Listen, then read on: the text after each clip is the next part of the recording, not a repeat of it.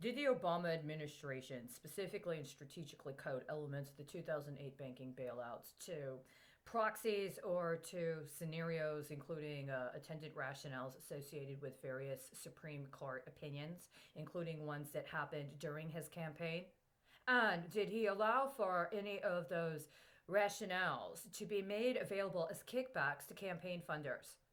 Some of them may have included actual nonprofit organizations that were involved in civil society otherwise and may have been supporting people in efforts at some form of civil rights redress for violations. But then they also may well have included cases connected to allegations of financial crime that may have necessitated or prioritized a particular course of action when it came to the establishment of the fraud enforcement task force, and or things having to do with the breaking down of barriers between the banking, insurance, and financial services sectors. See, I wrote a very important press release that I believe was actually portentous of what the Obama administration intended to do once he was elected, and that was part of secret deals that he offered to people that agreed to help him get into the presidency. I believe that I personally was subjected to a very specific and significant form of retaliation because that press release and my work with the campaign for a third party candidate at that time running against somebody who at the time was understood to potentially be very highly placed in the Obama administration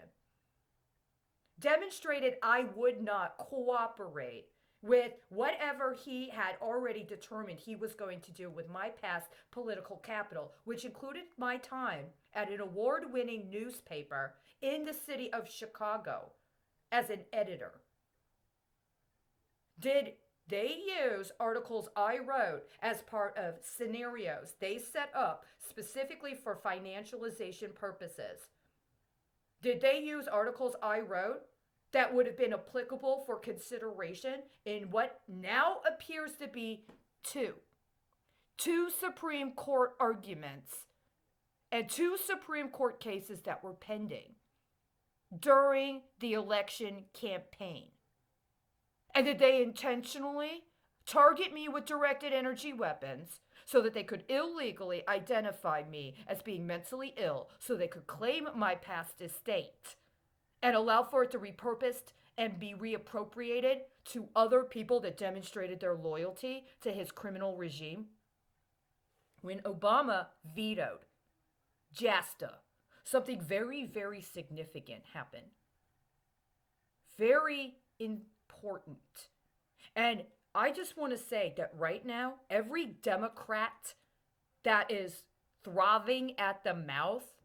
for this second attempt to impeach Trump needs to understand, A,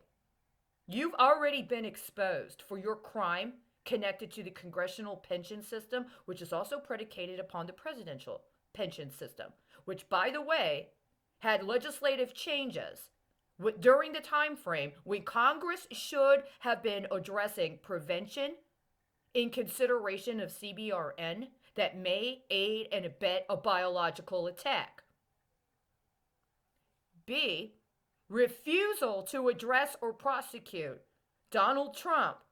for his role in acts of pension fraud associated with his illegal terminations of certain members of the executive branch demonstrates Congress's complicity to adhere to a particular line when it comes to an illegal scheme associated with pension fraud at the highest level.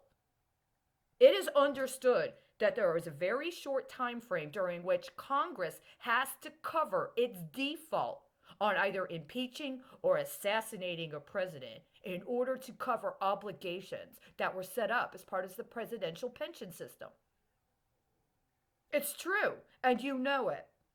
And refusal to address that honestly is also complicity with covering up the murders of numerous other people that were elected to public office from both sides of the aisle, as well as third-party candidates that were allowed to disappear.